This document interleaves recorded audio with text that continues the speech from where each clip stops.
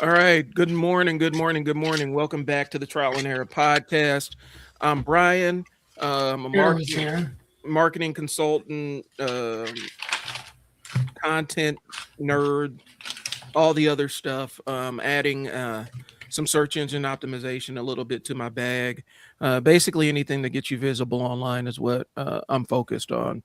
And I've been pretty active this last month or so, and so it's always been a good thing. Um, but it does lead into our conversation. I continue on the conversation that we started last week. So, Fearless, you have anything to introduce yourself? Nope. What's up? All Let's right. go. So this week we're still following up on the business is starting over. We got about halfway through the conversation, and so I think we'll pick it up. Yeah, we'll take a small step backwards, but you'll get to where I'm at. Um, so we're going to talk about when loyalty kind of becomes a self betrayal, and what we talked about previously is how people confuse loyalty with kind of an endurance thing. Um, Mm, it thinks that they feel strong for being loyal to this thing, um, and they think they see walking away from something that doesn't serve them as accepting a defeat on some level. And right. ultimately, what we're talking about is how loyalty becomes kind of betrayal of what you actually need when you're staying attached to something that doesn't serve you. And I Right. think that's kind of where we left it. Yep. Um, Yeah. so No, I kind of wanted to touch back on that okay. because I thought it was pretty. I love the idea of it Mhm. in general, and because all of us have been loyal to somebody else and have betrayed ourselves in the midst of doing that. Mhm. And you can ask yourself why all you like, but I think that we all understand and we know what that is, why that is, right? There's certain people that indubitably have a they're too strong for us. Mhm. You know what I'm saying? I think that we all have somebody that's like that. Funny enough, man, a buddy of mine once told me after when we were young, he said, man, everybody's a hoe for somebody else. You know what I'm saying? They may not hold for you, but they will do it for somebody else. Right. And that's always stuck with me. That although I may not be able to get somebody to do something, somebody else can get this person to do all kinds of different stuff. Right. And you will betray yourself, you know what I'm saying, by participating in being loyal to somebody else. So it's like being in a relationship with somebody that, I thought that we were monogamous. They come to find out your partner's polyamorous. Mhm. You know, it's like, oh wow, like I wish you would have told me you were into this beforehand. We could have done it together, or I'm out. Right. You know what I'm saying? Well, and I think the thing is, when we talk about loyalty, it's kind of a dual sacrifice, right? It If we're is. both being loyal, then we're both sacrificing a thing, right? We're both sacrificing something that we want or a piece of, I don't want to say happiness. I don't like to frame it like where it's all or nothing, but we've made the conscious decision that we are pursuing this thing to the exclusion of other things, right? And Hmm. so by that loyalty, I am giving you my time, you're providing your time to the exclusion of other ways that we can be spending our time or investing our resources and things along those lines. Yeah. And I think oftentimes what happens is, and I'm gonna have to reframe this immediately after I say this. Um, but we're not getting a proportionate return. And um, I'm gonna be honest with you. Like I've been, going coming up on 20 years of my at wedding anniversaries this year for 20 years. One of the things about a long-term relationship is it's not always going to be 50-50. It's not always going to be that even transition. Sometimes it's going to be 60-40, sometimes it's going to be 70-30, but you're always getting something back. I think what happens is it becomes this law of diminishing returns where your relationship is no longer affording you or providing you something, and it's no longer worth what you're investing in it.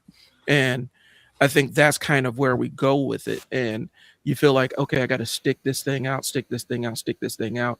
But um, I'm not getting anything out of it. And I don't need proportional returns. I'm not talking about, I'm not getting the same amount of money. I'm talking about the same feeling, the same joy, the same happiness, the same peace of mind.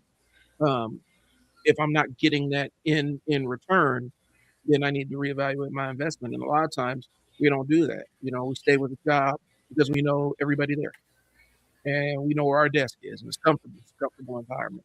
Even though the ship on that job pouring into you has sailed a long time ago. Right, like you can barely afford to pay your rent. If your partner died, you wouldn't know what to do.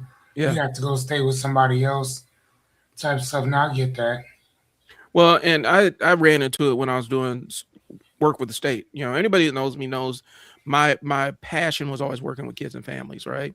And I sacrificed a lot to maintain that role because when you work with kids and families and do case management, it is a vow of poverty that you are taking. It's an oath of poverty that you have decided that you are going to enforce upon yourself. I can tell you, even as a director in one of these human services organizations about 10 years ago, even as a director, a step away or move from the executive seat, multiple staff reporting to me, people that had masters and some were pre-doctoral candidates, right? Sitting there meeting with state senators, traveling But all over the state. like Huh? Cheyenne Bryan would say, doctorial. Yeah. I'm doing all the stuff that she pretends to do. I was doing all that stuff, managing staff and all the other stuff. My pay topped out at $60,000 a year. And I knew people that were doing a hell of a lot less than me in things that I knew how to do that were making a lot more than me, but I was in it for the kids and in it for my staff. Hmm. And so that was the trade-off that I was willing to make back then. Um, I'm not getting paid the most and it's not the most, it's kind of a thankless job at times, but Yeah, I was getting something out of it emotionally. And I think typically um sometime and when you no longer receiving the thing, it's time to move on. You know, right. you stop feeding your dog long enough, eventually they're gonna stop showing up. Hmm. Right. So, but yeah, that I think that's the concept, right? Like we're talking about, like when something no longer serves you, and it can be business, it can be jobs, creative projects, even a community or even a family, leaving your actual biological family. Yeah. Um, Old goals. A lot of times we're trying to define ourselves by a previous version of ourselves, as opposed to who we currently are. Hmm. Or who we're trying to become. Right. And part of growth is that change part of it, embracing the new version of you and letting go of the old version without feeling guilt. And a lot of people can't do that. It's not easy for most people. You know what I mean? Again, man, I don't know if it's that we can't. I think it's that we won't. And again, kind of based, piggyback writing off what you said, because of these things over here, we're not going to over there because you're sacrificing something. You have to leave something behind in order to pick up something new. Mhm. And a lot of us just want to keep carrying that shit with us. So now, yeah, I get it. Well, we're trading comfort for growth. And Yeah, sometimes it's necessary, sometimes it's something that's fine and in alignment with you, but when you start feeling like you want to grow and all you have to do is sacrifice some of the comfort, you have to decide which is more important to you, the growth path you're on or the comfort you're experiencing, because growth is uncomfortable. Growing pains are a real thing. Kids suffer them all the time. Why do you think yeah. adults think that they're exempt from it, and they're not? Maybe that's where the Kind of midlife like, crisis comes from. kind of like peer pressure and all that stuff. People think that, yeah, as soon as I leave high school, that shit's done. No, it's not. Hmm. You, s- and the gossiping, and the people acting like fucking children. It's like, oh no, when I get to a certain age, it's gonna stop. No, it's not. Hmm. No, it will Well, not. I had a conversation with a friend of mine who is in proximity with a lot of people that are multi millionaires and stuff like that. And he's like, one of the misconceptions that people make is If they're not a charitable person, that when they get a bunch of money, they're instantly going to become a charitable person. They're going to start donating to all these causes and all this other stuff. All I got to do is hit the lottery and I'm going to donate to all these charities and everything. But they're not already doing it, right? Like they're not doing it. They haven't ingrained it into their personal lives. Right. Um, and oftentimes money just turns you more into who you really are. Who you And so, already are. so if you're already not a generous person, if you're not You already a won't be. charitable person, You won't be with that either. you won't be. And that's why a lot of times when nonprofits, most of the times nonprofits are kind of funded when they do the kind of the what is the bell curve or the triangle or whatever, the pyramid. A lot of times the poorest people are the ones that give most freely. They'll give a bigger percent of what they bring into the house because they don't have a lot, but they'll share it. As opposed to people that as they start getting up there, if they weren't charitable before, they're not going to all of a sudden be this charitable person now. Right. Which makes sense, though. And I was always talking about that too. When I was broke and I didn't have shit, I would still go to the bookstore and go buy up Hmm. all kinds of books. You know what I'm saying? Sit in my car and read. Right. And then when I started making, 10, 15, $20,000 a month, guess what? I just bought more books. You know what I'm saying? And more book stands to go with it. So, literally, I always say that money in certain situations don't they don't make you something new. It Hmm. reveals who you already were. Right. And I think people have this fantasy of the lottery turning them into a better person as opposed to investing the time and being a better person now so that if you ever do hit the lottery or if you ever do get that job you're aiming at, you can be a better version of yourself once you attain it because Yeah, that attaining that thing isn't going to make you a better person. Getting more money isn't going to make you this financial discipline savant. You're still going to right. be the same you except with more money to burn. So, um Chris says my challenge is routine oriented. I'm routine oriented and get frustrated when my routine gets altered. I get Yeah, that. I experience that too. And sometimes it's leaning into ho- making making an agreement with yourself. How uncomfortable am I willing to get with this? And yeah. measuring what you do based on that. I win the lottery. I'm telling nobody, even those closest to me. So nothing. Right. Listen, I told my wife. Unfortunately, it doesn't work like that. Yeah, I told my wife I was kind of joking, but I'm like, if I hit the Powerball, I'm showing up to that conference like Rey Mysterio in a mask, El Santo mask, Yeah. luchador mask, and a suit on. Or you say Nacho, like Nacho Libre. Right. You know, I'm not playing, and you'll like what happened to Bryan? I don't know, man. He just disappeared. He hit the lotto. I saw him on TV the other day. It looked like him at least. Yeah, We never heard from him again. he left all of his shit in that house. They Mhm. they just left. It's disappeared. And they just disappeared. I was talking to Did my neighbor. anybody hit I that was, Powerball? Yeah. I couldn't tell you. I don't know. Florida. Yeah. It's always Florida. Florida, bro. So go. Yeah. Somebody hit it. Yeah. Oh, cool. A couple billion or a billion and change. Okay. So, but yeah. Okay. So you're talking to your neighbor. Yeah, and they were telling me um that he's from like this small town, and I'm like, oh man, that's kind of cool. And I was just kind of thinking like going to like somewhere like Texas where it doesn't rain, it doesn't snow, Hmm. and like yeah, one of them small little towns, and just go ride my bike, ride my motorcycle, just you know what I mean? Yeah. Just yeah, that's Well, what I'm and doing. I'm of the mind because you found the riding your bike and stuff as the thing, in addition to reading. Yes. And I think a lot of people never find the thing. They never they never find their thing. They never find that thing that gives to them without them feeling like it's taking from them, you Hmm. know? And I'm talking to somebody that's kind of mentoring me in some other business stuff, and he's like, you got to find the thing that you do that you like to do. And I'm like, well, I can do so much. He's like, you got to find it. It's locking in and doing that. You can still do the other stuff, but this has got to be your thing.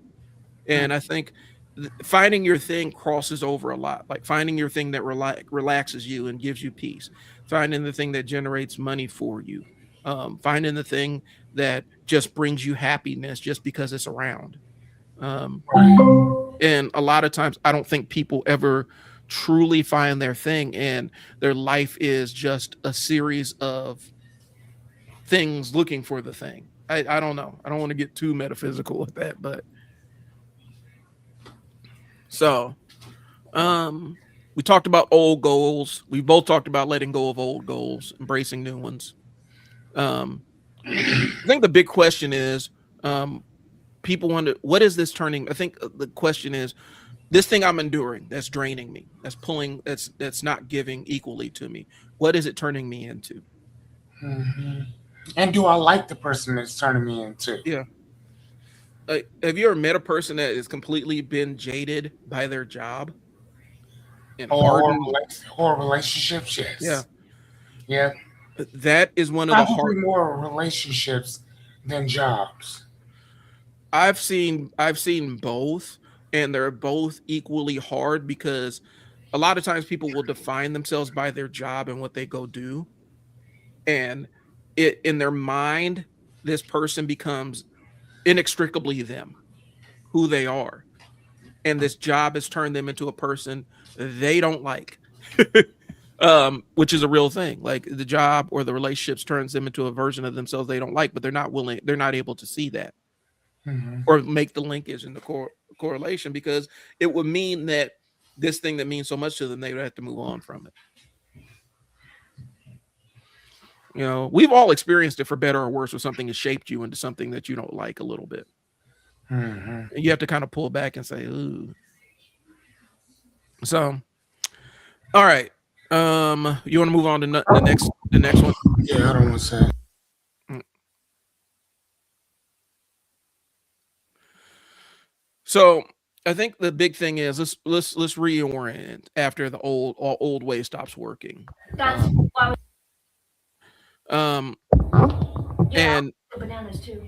a lot of this is Mom? looking at how do you rebuild in order to regain your sense of Dad, I'll eat direction, apples right now. and what that means asking of yourself, evaluating situations and saying, is this fundamental understanding of something still true, which Hmm. is probably the biggest one. I can spend a lot of time talking about that one, so I can circle back to that. What no longer fits in my life, and what am I trying to protect? We'll start with those three. Um, so when we look at this thing, is this thing still true? One of the things they told my workers is, especially when you're in the transformative business, you're working with kids and families and things along those lines. When you hit on somebody's deeply ingrained, deeply held core belief, their central worldview, and you turn it upside down or even introduce some doubt into it, you are going to see uncontrollable behaviors. It's this primal thing that you can tap into, and you have to be really careful. More times than not, in my shelter environment, when kids realized that their worldview wasn't necessarily true or wasn't true for the version of themselves they wanted to be, that's when we saw the explosion in out of control behaviors. And it was not logical. You'd see, I had a kid trying to yank his stitches out of his gums because he got his teeth pulled out. Like it was bad. Um, and a lot of it was this weird reaction to the world I imagined or the world I lived in before isn't the world that exists for me right now. Um, Hmm. we saw it with parents and things like that. That's when we saw the wildest crash outs, and it was a natural part of it. And so I'd have to prepare my staff for it and say, okay, so this kid's about to turn the corner, be prepared. And Man. so And I mean, how often did that happen? if we had a kid long enough and they were actually invested in hey, I need to get my life together and figure out something new. I can't go back to what I was doing. It would happen almost every single time, but just take a different form.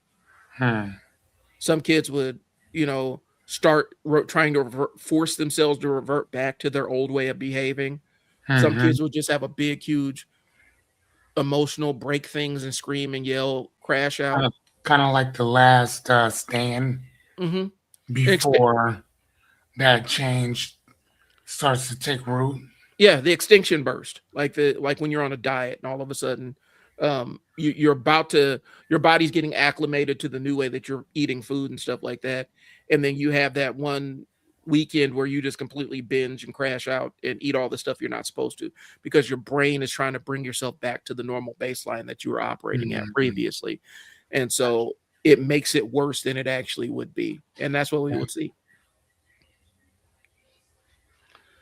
So, but yeah, that's the thing. That's the transformative word. That's why it's dangerous when I tell people, it's dangerous. Cheyenne Bryant, when we were talking about her last week or a couple weeks ago, that's what she was doing was inherently dangerous because she's playing around without qualifications and without credibility, trying to psychoanalyze people or be somebody's therapist or whatever without the appropriate training or credentials or layers of accountability.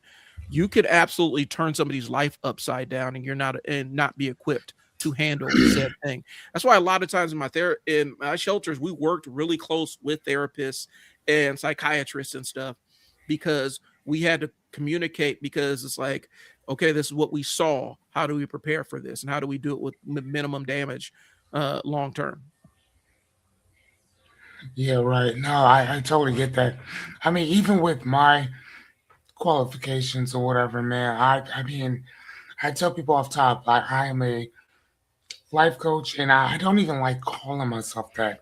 I Hmm. just say philosopher.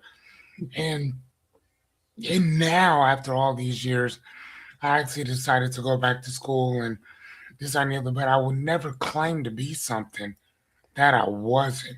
Right. The word philosopher or philosophy just means a person who loves wisdom, who loves knowledge.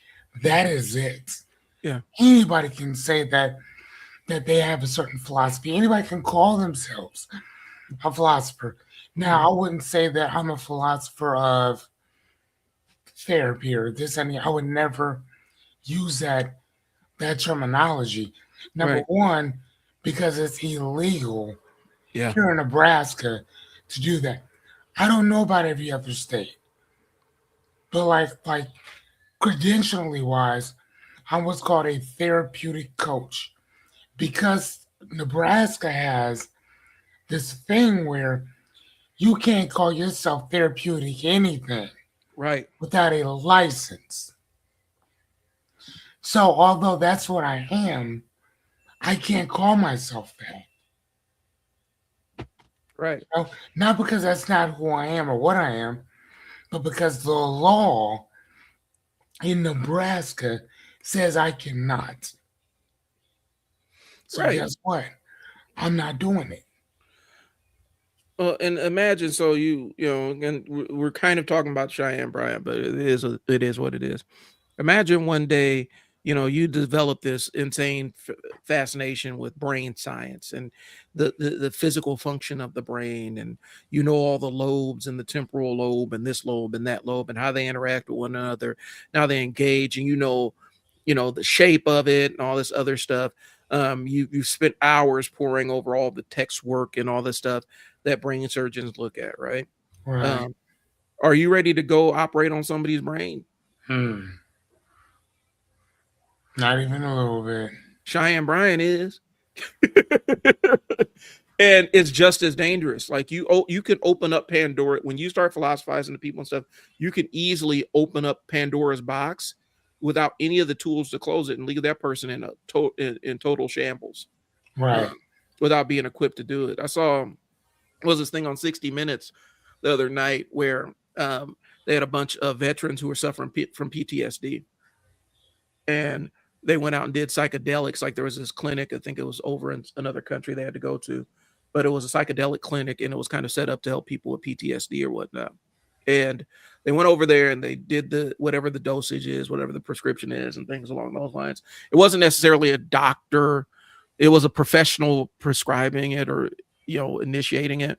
Long story short, the reality was most of them were helped, but one person literally had to go back on all their meds, and it was a very, very bad experience for them, and they had to actually go back when they got stateside and seek professional help because it works for this group of people doesn't mean it's going to work for this individual.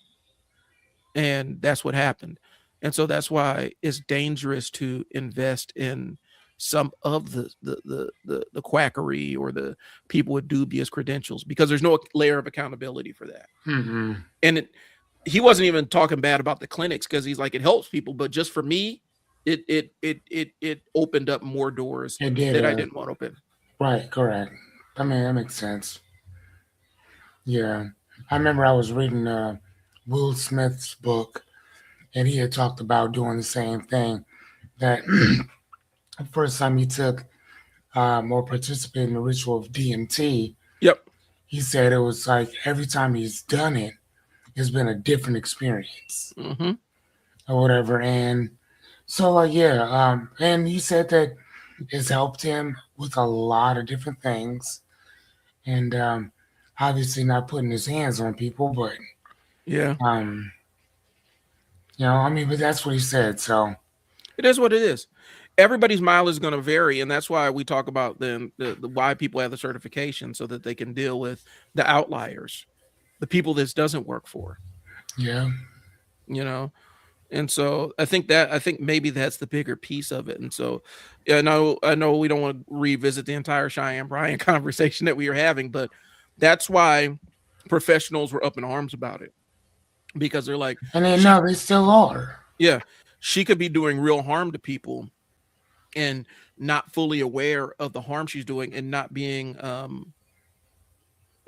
aware of what is it? Not being aware of, she could start the fire but not know how to put it out. Not be equipped to put Yeah. the thing out.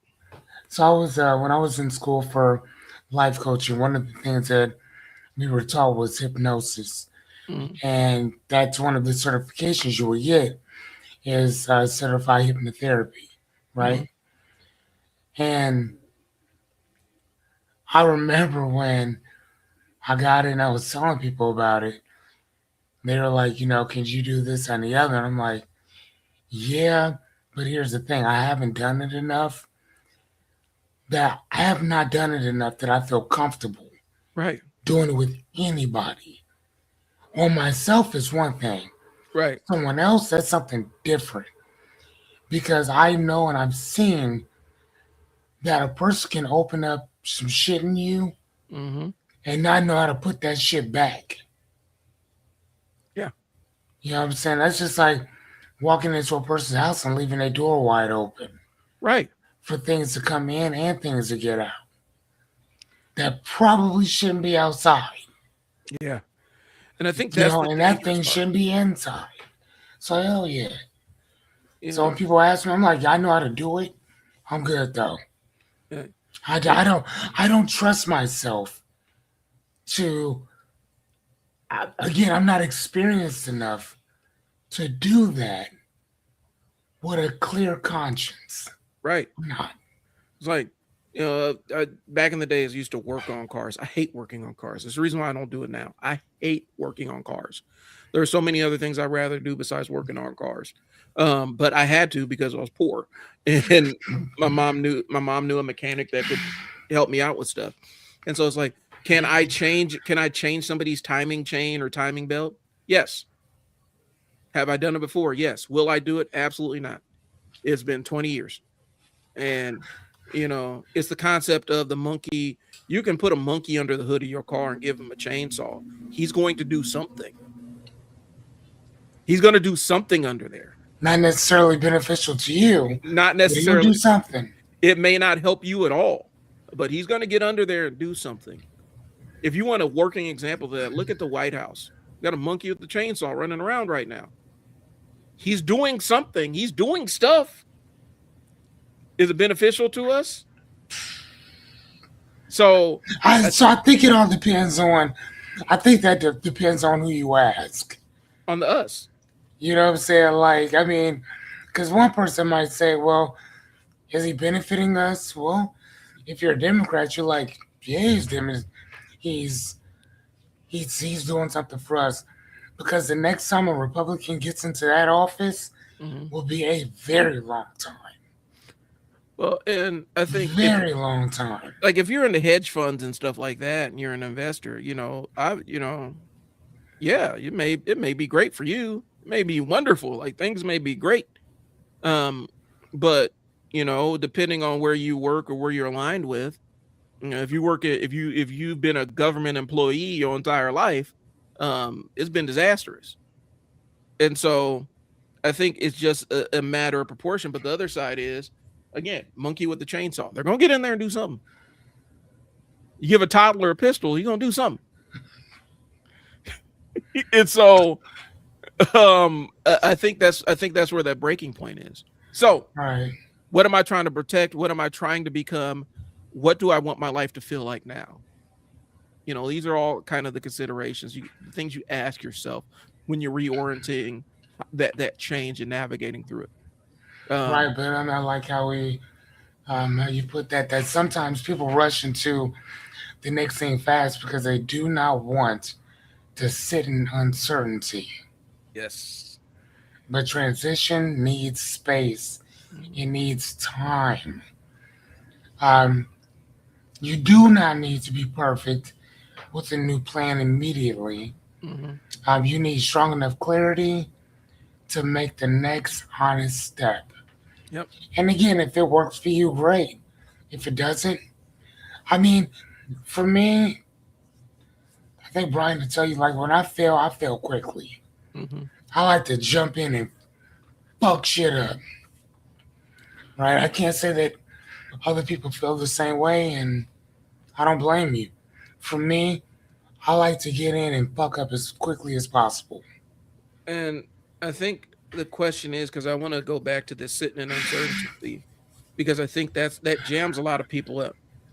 They want to change the thing. They know they need to change the thing. Their mind is screaming this thing needs to change, but they're not comfortable with being uncomfortable and sitting in the uncertainty of Right. the transformation, a change. I'm living that. I've experienced that. What does the next version of this look like? And am I Mhm. comfortable dealing with the ambiguity that comes along with it? Again, we talked about it. People will take they'll deal with an incorrect narrative over an incomplete one. You They'll wanna expound on that? so something people will believe something that is untrue over something that is uncertain.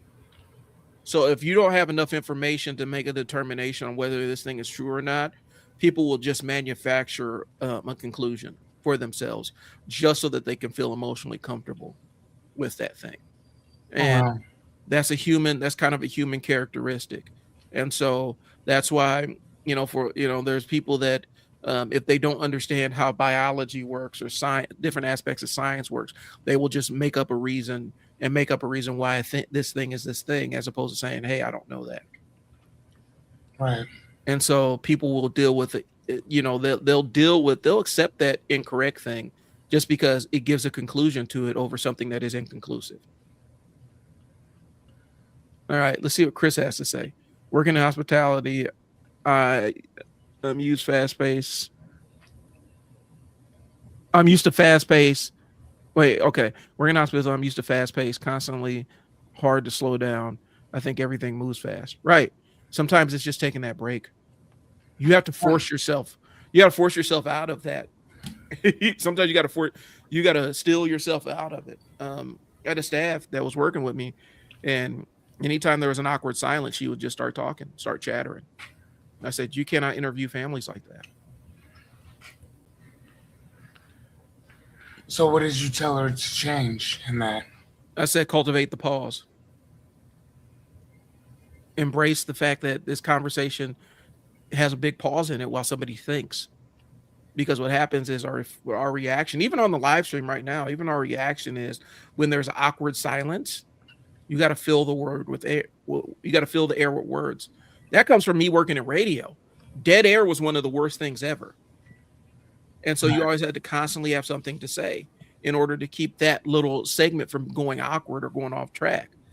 And specifically when you're doing transformative work with people or helping people fix themselves, awkward silences are the things that allow people to reflect a little bit and give you an authentic answer as opposed to one they feel like they have to throw out there.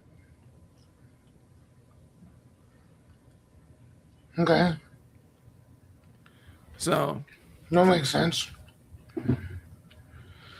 Okay, so move to the next one. yep. All right, trial and error as a rebuilding process. Um, trial and error is how you rebuild without pretending you know everything. And so here's a few things. Number one, you test out your theory. Mm-hmm. Number two, you adjust it. Three, notice what gives you energy and what drains you. Stop treating every pivot like a failure. Right? Starting over becomes less about burning everything down and more about learning Mm-hmm. what still belongs. Trial and error also helps you sort out what to keep, what to pause, what to release, and what to rebuild differently. Right? The lesson is not always try harder. Sometimes the lessons is stop carrying that. So I love that because again, that's one of the things I'm always talking about is if you fail at something, fail as quickly as possible. Mm-hmm. And again, it's not even that most of the time, yeah, you're gonna fail, especially if you don't know what you're doing. The best way to figure out stuff is to jump in there. Right. You know, Well, you can read about it all day long. You can watch videos on it all day long.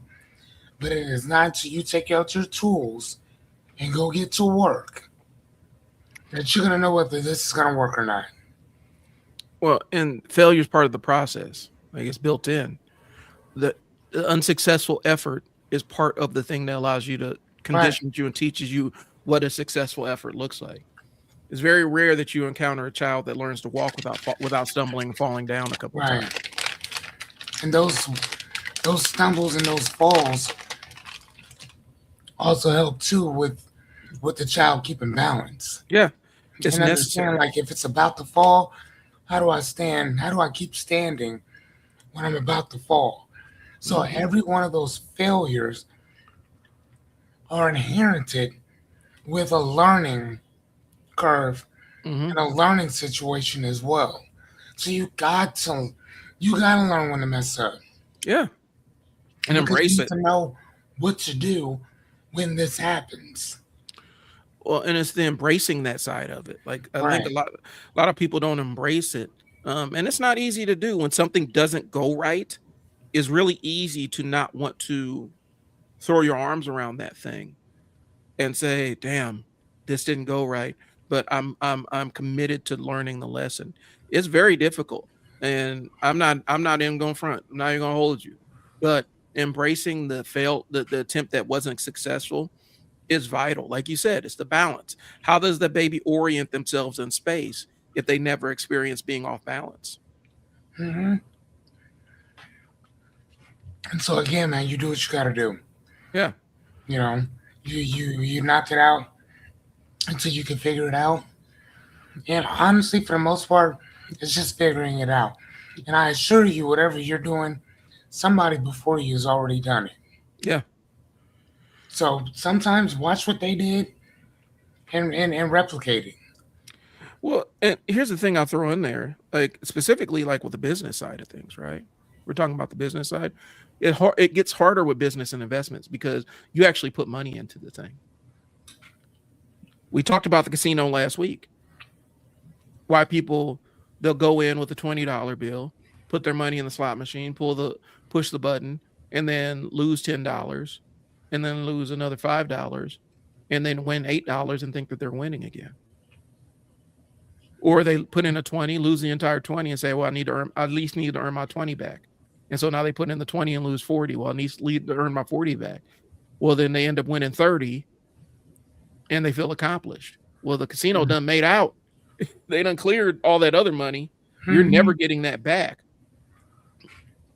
They don't know that, but in the And casinos and even banking, you don't know that. and even when you do get that money back, the house always wins because they're gonna comp your room, Hmm. give you something to eat.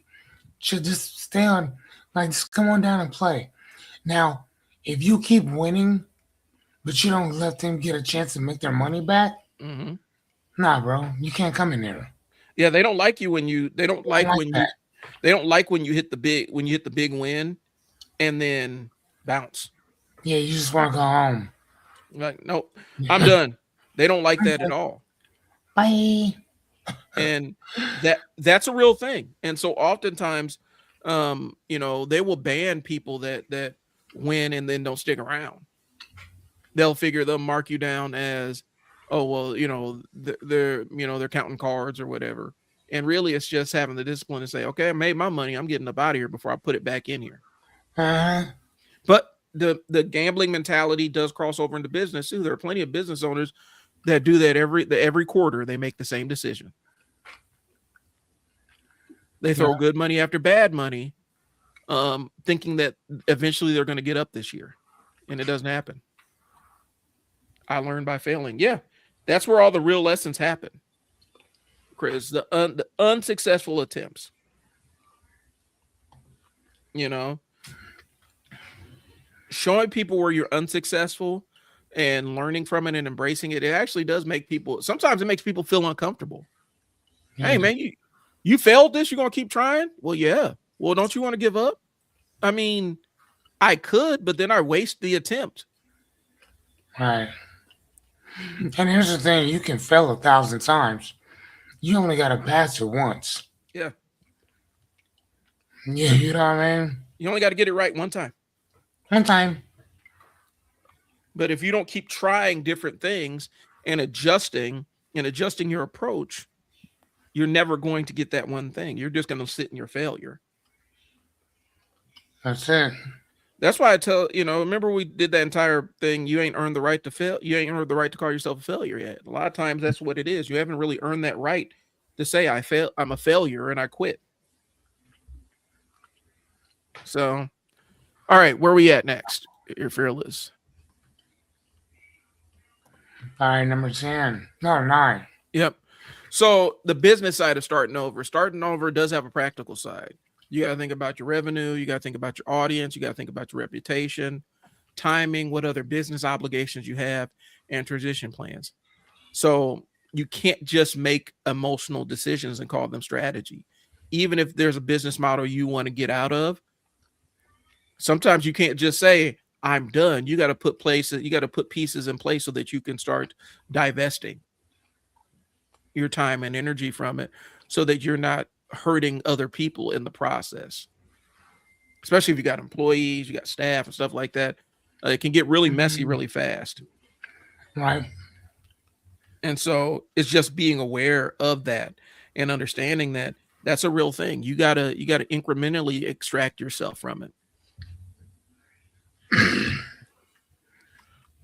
I agree. Um, yeah, it's just kind of like I was talking about before. If you fail, you got to fail as quickly as possible. Mm-hmm. Like in general, like I don't care what your thing is. If you making calls, I mean, if the thing says you only need to make 10 calls or whatever, shit, make 40. Right. You want to get better? Make as many as you can. Right. Like, And man, if you need to talk to 5 people to make $5,000 perfect, mm-hmm. you better go talk to 20 or 30 people. Make sure you can forget the 5,000. Let's say if we can get to 30 or 40,000 today Right. or this week. You know what I'm saying? Come on, dude. What are you Well, doing? well, and I think oftentimes um the process of failing, because it feels like it's a trap, right? Like you feel like I did this, it didn't work, and I tried it again and it didn't work, and you're not Right. understanding that you're incrementally getting better every single attempt. Yeah. You feel like you just keep messing it up, as opposed to, well, I am kind of getting better at this thing every time I try it. It wasn't as bad. The outcomes weren't Mhm. as negative. They listened to me for a little bit longer on the call. They asked me one question as opposed to just hanging up in my face. Right. And I think that that's the component of it that people don't really embrace because I mean, what I used to call is embrace how bad it sucks. It sucks for right now, Hmm. but I'm learning how to make it suck less.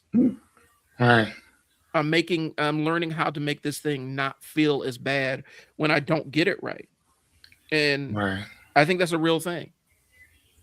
But from a business standpoint, that's what business is. Sometimes you have to sit in the discomfort and slowly, when you built the thing, sometimes you can't just take a wrecking ball to the thing. Right. Sometimes you got to actually find a pathway out because taking the wrecking ball will hurt more people than you intend to hurt. Hmm. That's a real thing. And I think um, there's a balance to be struck there. Right. So I don't know. No, but makes sense to me. All right. So a good transition respects both the numbers and the human cost. And that's where the knowledge and wisdom lives, right? Knowledge plus empathy equals understanding. Right. Okay. So let's move on to number 10. Okay, how to let go without burning everything down. Letting go does not always mean destruction. Sometimes it means narrowing your focus, Mm-hmm. changing the offer, changing the role, changing the audience, pausing a projection or excuse me project, retiring an old identity, rebuilding the same thing with a different structure. Not every ending has to be dramatic. Yes. Sometimes the most mature move is a quiet transition, either in or out of said situation. The goal is not to prove how serious you are by destroying everything. The goal is to stop feeding what no longer feeds you. Mm-hmm. I like that. Have you ever met somebody? And I saw this with my adopted and foster kids. And sometimes I would even see it with staff when they were ready to transition. It was like, have you ever met somebody that just can't say goodbye and we'll see you later? What do you mean?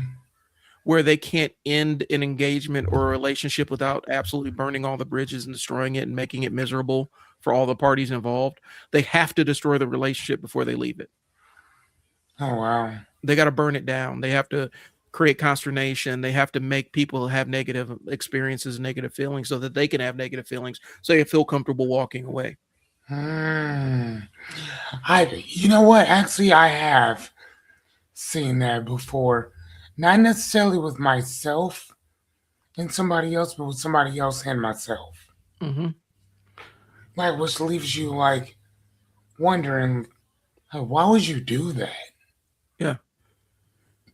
Like, Yeah. and now that makes me question any and everything that you and I have discussed. Because if you're willing to do this, what else are you willing to do? Right. Or what else have you done that you gaslit me on? You know what I'm saying? Mm-hmm. Oh, yeah, I get it. I've told graduates, like from programs I've ran and everything, like, it's okay just to say bye and we'll see you later. You do not have to destroy every single relationship in Right. this place before you walk out the door. And it wasn't just a kid thing. There are adults and everything where they felt like they had to burn it down in order to move ahead. And Okay. sometimes you do. Sometimes a bridge needs to be burnt. You got to throw the match. Got it. Um, but um, you got to be real strategic in that. And not every good relationship that you're involved in, not every good positive interaction that you're involved in requires the complete and total crash out, burn it all down, all that other stuff that people do. Got Sometimes it. you can just say goodbye and move on. Okay. Well, let's part company and we'll see you later on. Some people don't, there are adults that don't know how to do it. It's not just a kid thing. There are adults that do not know how to just move on. It's got Right. to be a big dramatic falling out, burn, accusations spewing. Everybody has bad feelings behind it and all the other stuff. Hmm. And it's a tough thing to see, but it comes from that fear of actually transitioning into something new because they're scared that old thing is going to call them back. Right. See it with bad Okay. relationships all the time. if Right. I if I don't destroy the relationship, people are like, if I do not destroy this relationship, I may be tempted to return to it, as opposed to this thing has ended and run its course and I'm ready to move ahead. This thing could still exist, but that doesn't mean I need to go back to it. I don't need to go back to Right. the safety of it. So Okay. that's what it is. All All right. right. Number 11. Yeah, let's go ahead. Okay. The fear of being seen starting over. Starting over publicly is hard. And ladies and gentlemen, I am a prime example of that. People may think that you fail, that you are inconsistent, that you do not know what you're doing. You are chasing just another dream or idea. Mm-hmm. That fear is usually what keeps a lot of people stuck from moving on from a past failure or experience. Everybody is revising their lives constantly. Mm-hmm. Some people do it privately or quietly. Some people are rambunctious and loquacious about it. Mm-hmm. It happens. Starting over is not proof you are wrong. Sometimes it is the proof that you are paying attention. So, um, and that makes a lot of sense too, because if you look at Viagra, Mm-hmm. right, it started off as a heart medication, which it does affect the heart, Mm-hmm. just not in the same way that they thought Right. it was, right? So, how do they know that? Where do they find that out at? At the Test them. penitentiary, Yeah. Okay. where they were testing it. So, did it affect their hearts? Of course it did. Their hearts start pumping, and everybody got erections. Yeah. So, so did they fail? No. Mm-mm. They switched their focus from heart medication to a dick pill. Mm-hmm. Cool. That works. Right? So again, it doesn't necessarily mean that they failed. It's that their hypothesis didn't work out when they tested it. Mm-hmm. And they got back the results. And it wasn't based on what they thought it would be. It was based on something totally different. Um, Pavlov's dogs or whatever, right? Mm-hmm. About the response thing. He was eating. He wasn't even studying. He wasn't even studying or looking after their saliva stuff. That came.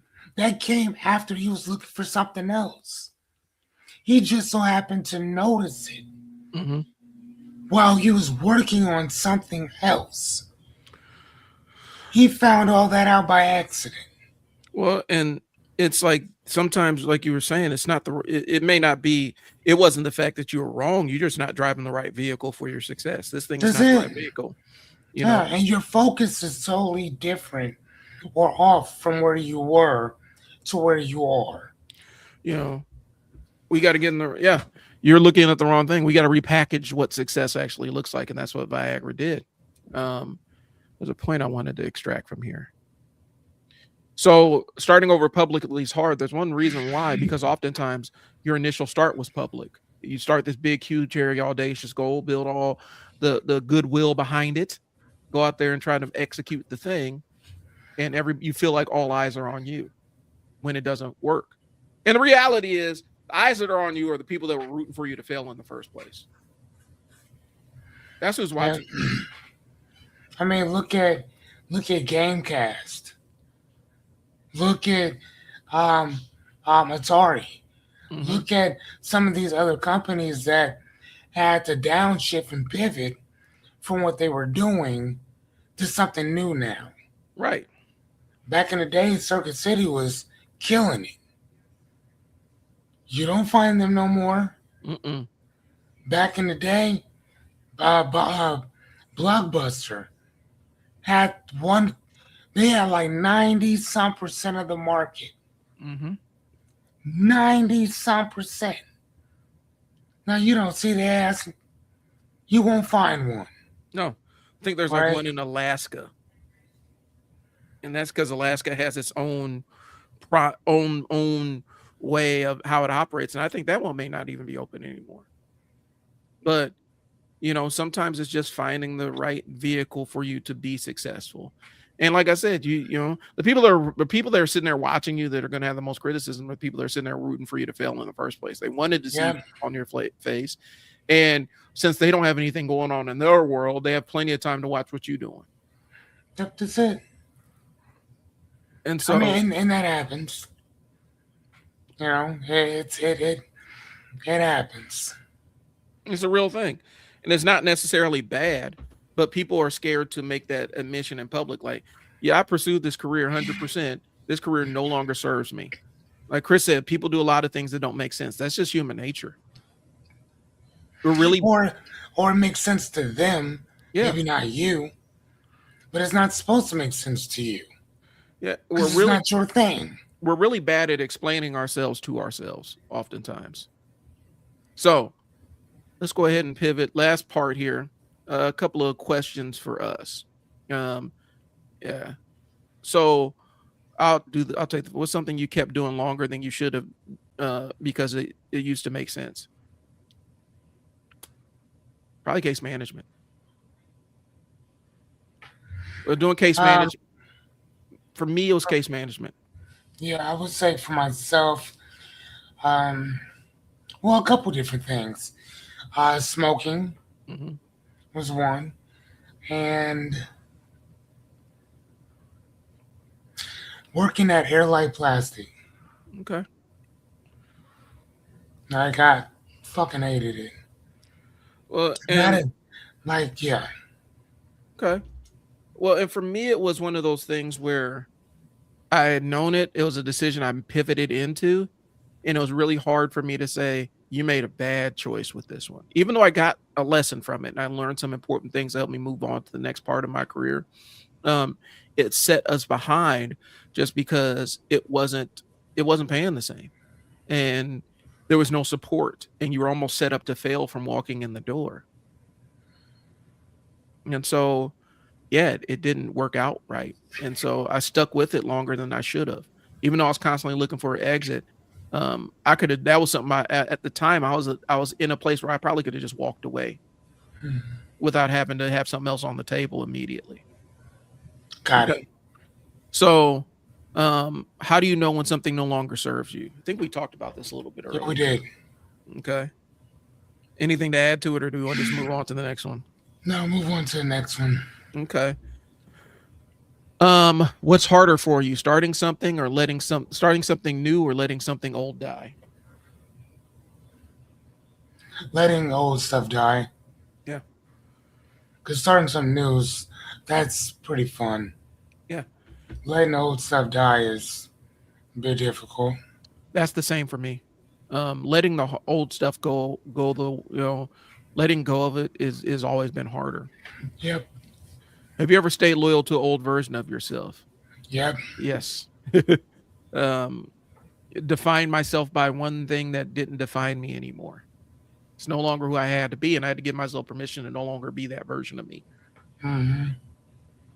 But the problem is, here's the crazy part.